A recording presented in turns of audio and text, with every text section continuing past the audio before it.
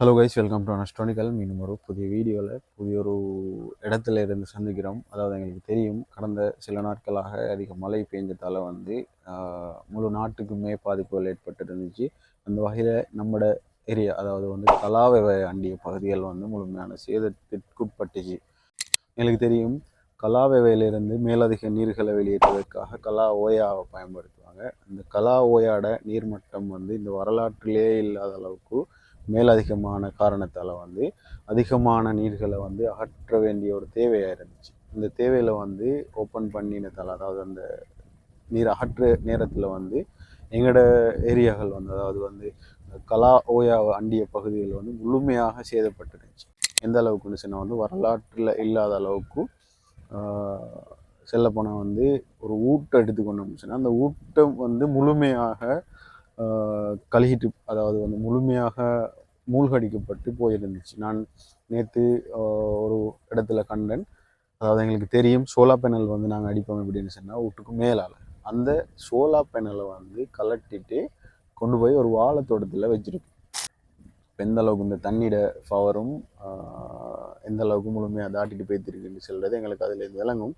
அதே டைமில் எங்களுக்கு தெரியும், என்னோட மாமா ஒரு ஆள் இந்த தென்னை மரத்தில் மாடு கட்ட போன டைம் தென்னை மரத்தில் இருந்ததும் தப்பினதும் இந்த ஏரியா தான். அதாவது நாம் நிற்கிற இந்த ஏரியா தான். இதுக்கு பின்பக்கம் கிட்டத்தட்ட மேலே மற்ற ரோட்டால் போனோம்னு அதை பார்க்கலாம்.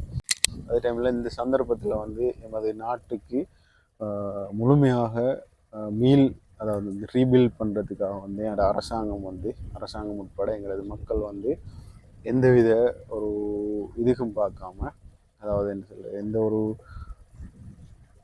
எதிர்பார்ப்புகளும் இல்லாமல் முயற்சிகள் செஞ்சிட்ருக்காங்க. எங்களோட நாட்டை நாங்கள் முன்னோக்கி கொண்டு வரணும்னு சொல்லி அந்த வகையில் நான் எல்லாருக்கும்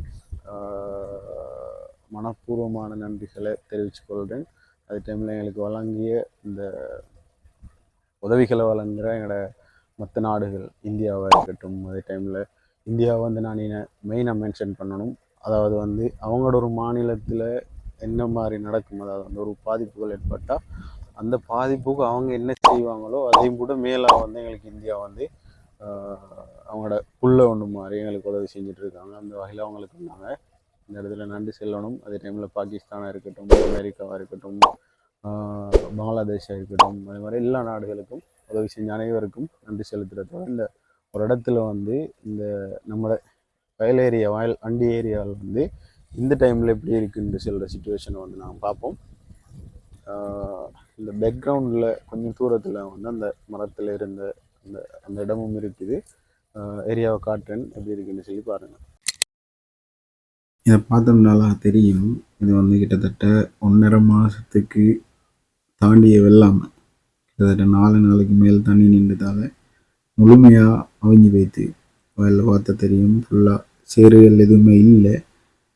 இதோட நான் ஆறு, அதாவது கலாவையா போராடம், இதால் இந்த பக்கம் பள்ளம் பண்ண காரணத்தால் இந்த வயல் ஃபுல்லாக பிடிச்சிருது. அதே டைமில் நல்லா பார்த்தா தெரியும், முழுமையாக எல்லாம் சீராக இருக்குது. இந்த இடத்துல ஒரு வாய்க்கால் ஒன்று இருக்குது. அதையும் 2 முறையும் கழிட்டு போய் 3ஆவது முறை பட்டை போட்டு வச்சுருந்தாங்க. அதையும் ஃபுல்லாகவே உடைச்சிட்டு போயிடுது. அதில் பார்த்தா தெரியும், முழுமையாக சேறுகள் எல்லாம் கழிட்டு போய் மணலை மட்டும் கொண்டு சேர்த்துருக்கு.